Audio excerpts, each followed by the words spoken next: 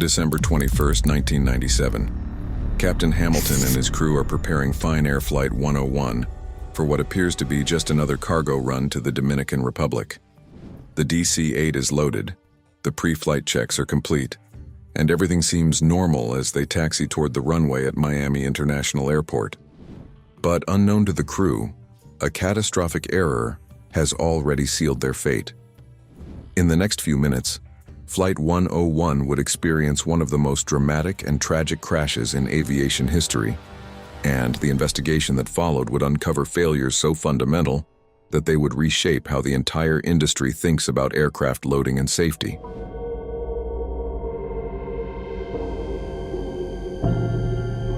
But before we dive in, some of the details in this story are disturbing and may not be suitable for all audiences, so viewer discretion is strongly advised. As always, remember to hit the like button, subscribe, and turn on post notifications to stay up to date with the channel. All right, let's dive into the video.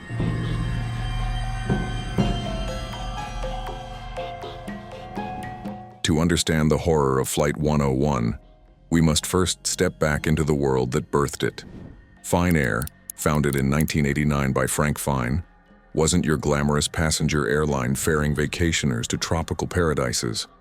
No, this was the underbelly of aviation, the cargo haulers, the unsung workhorses shuttling goods across the Americas under the cover of night and day. Based out of Miami, a hub pulsing with Latin American trade, Fine Air specialized in routes to the Dominican Republic, Puerto Rico, and beyond. Their fleet, aging Douglas DC-8s, relics from the jet age's golden era, converted into freighters. These planes were beasts, four-engine giants capable of lugging over 100,000 pounds of cargo. But beasts need taming, and in the cutthroat world of cargo ops, corners were often cut to keep the profits flowing. By 1997, Fine Air was booming. They had wet lease agreements with companies like Aeromar Líneas Aéreas Dominicanas, a Dominican freight forwarder. Wet leasing meant Fine Air provided the plane crew and maintenance while Aeromar handled the loading and cargo. It was a symbiotic relationship, or so it seemed. But beneath the surface, cracks were forming. Reports from the Federal Aviation Administration, FAA, painted a troubling picture. Inspections in 1995 and earlier in 1997 revealed systemic issues: loose cargo, fuel leaks, unsecured pallets. Fine Air's response was minimal. They patched what they could, but the FAA's oversight was stretched thin. Budget cuts, understaffing, a focus on passenger airlines over cargo. Cargo planes, after all, didn't carry screaming families, they carried boxes. Who would notice if things went wrong? Frank Fine himself was a larger-than-life figure, a self-made man who built an empire from scratch. But empires built on sand crumble. Employees whispered about high turnover rates, rushed loadings in Miami's brutal heat, and a culture where speed trumped safety. Loaders, often contracted from Aeromar, worked in cramped, sweltering conditions inside the DC-8's belly. Pallets, massive platforms stacked with cargo, had to be locked down precisely to maintain the plane's center of gravity, CG. Too far aft and the nose pitches up like a seesaw overloaded on one end. But training? It was on the job, haphazard. No classrooms, no simulations, just watch and learn, they said. And in the shadows of those hangars, mistakes were brewing. Enter N-27UA, the doomed DC-861F. Built in 1967, this plane had logged thousands of hours, ferrying freight across oceans. On August 7, 1997, it was slated for Flight 101, a routine hop to Santo Domingo. But nothing about that day would be routine.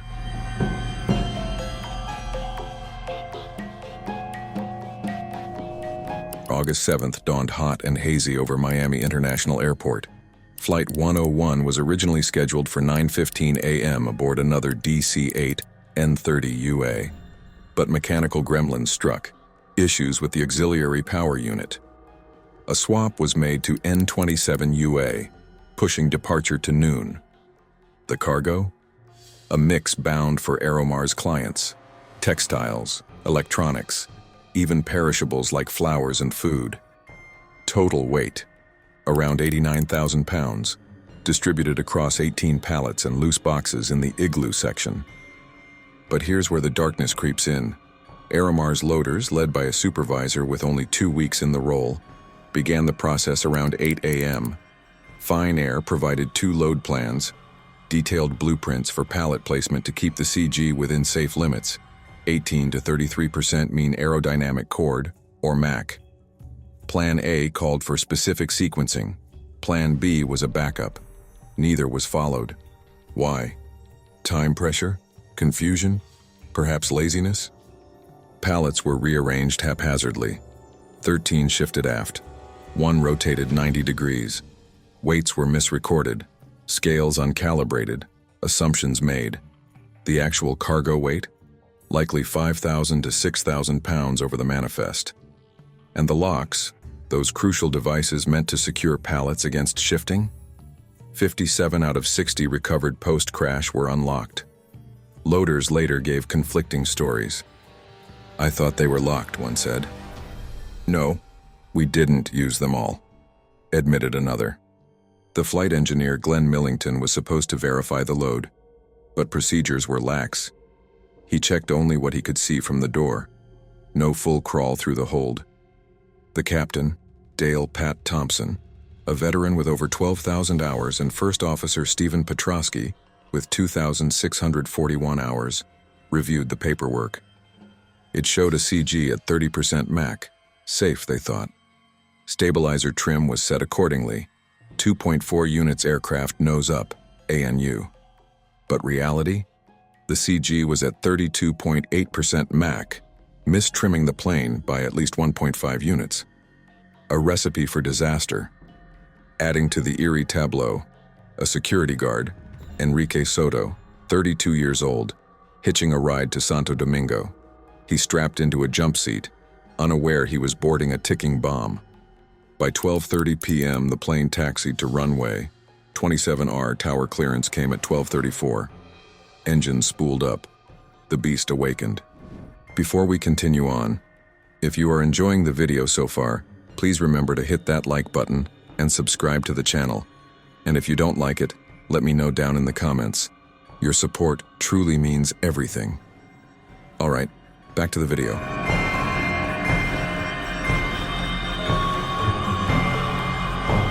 "12:35 p.m.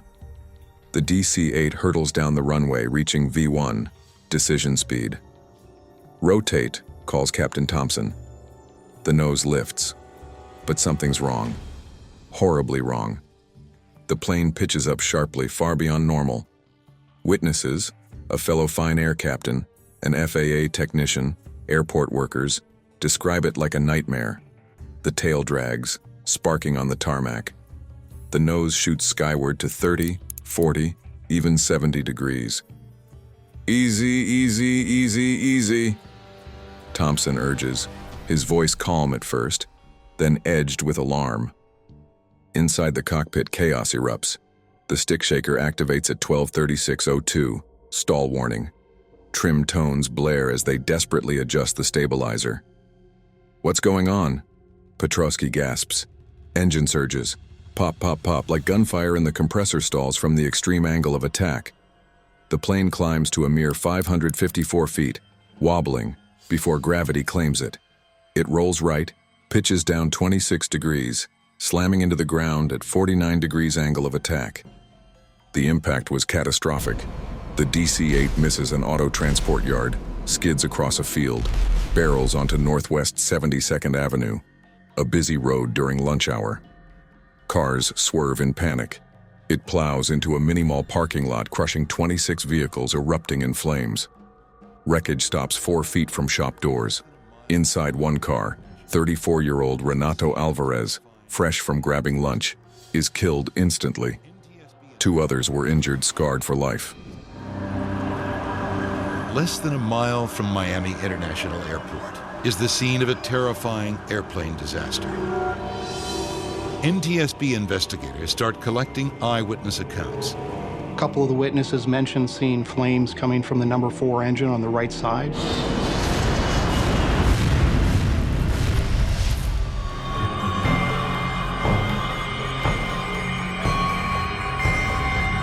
In the aftermath, Miami's streets turned into a war zone. Firefighters battled infernos fueled by 8,000 gallons of jet fuel. Bodies were recovered. Thompson, Petrosky, Millington, Soto, all perished. Alvarez's car, a mangled tomb. Investigators from the National Transportation Safety Board, NTSB, descended, piecing together the puzzle amid the acrid smoke. The flight data recorder was malfunctioning. Only partial data, no airspeed, no pitch roll. But what it showed was damning. Rapid pitch-up, oscillations, desperate control inputs. Witnesses corroborated. It stood on its tail, one said. Flames from the engines. Another. No structural failure. No weather issues. The culprit? That aft CG. Digging deeper, the NTSB uncovered a web of negligence. Aeromar's loaders botched the plan. Fine Air failed to supervise. Operational control was theirs, per regulations, but they abdicated it. Paperwork errors. Cargo weights overstated, then understated. Pallets unsecured, allowing potential compression under G-forces, worsening the pitch. The plane was overloaded by thousands of pounds. But the darkness deepened. Post-crash, key documents, load sheets, manifests, were found in trash bins. A cover-up? Criminal probes ensued. Fine Air and Aeromar pleaded guilty to evidence destruction, fined $5 million. FAA inspections revealed chronic issues, unsecured cargo on prior flights, ignored warnings. A July 1997 incident on another Fine Air DC-8, similar pitch-up, was dismissed. Not a big deal, they said. Human factors loomed large. Loaders in hellish conditions, 100+ degrees inside the hold, time crunched. No formal training on CG's deadly implications. Flight crew? They trusted the numbers, but lacked tools to verify. The FAA was under-resourced, reactive. Inspectors logged too few checks, blinded to cargo ops risks. Quotes from the report chill the bone. The airplane was misloaded, precipitating an extreme pitch-up, contributing failure to exercise operational control. Safety recs poured out, better training, checklists, FDR checks, cockpit, CG displays. Fine Air halted ops briefly, paid fines, and reformed. But scars remained.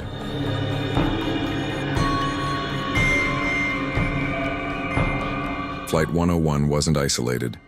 Cargo crashes haunt aviation's annals. Remember National Airlines Flight 102 in 2013? Afghan cargo shift, similar stall. Or Aero Air Flight 1285 in 1985. Icing, but whispers of overload. These aren't just accidents. They're symptoms of an industry where profits eclipse safety. Cargo planes fly low under the radar, literally and figuratively. No passengers mean less scrutiny. But the human cost? Identical. Psychologically, it's terrifying. Imagine the crew's final thoughts, surprise turning to terror. Soto, the guard, strapped in, helpless. Alvarez, munching lunch, obliterated in a fireball. Negligence isn't abstract, it's visceral, a chain of small oversights forging catastrophe. Thank you so much for watching. If you enjoyed this video and want to see more, then check out these videos on the screen now. If you have a topic suggestion, please send it to the email in the description. And as always, remember to like, comment, share the video, and subscribe to our channel. And remember, the only thing stranger than this story is missing out on our next video.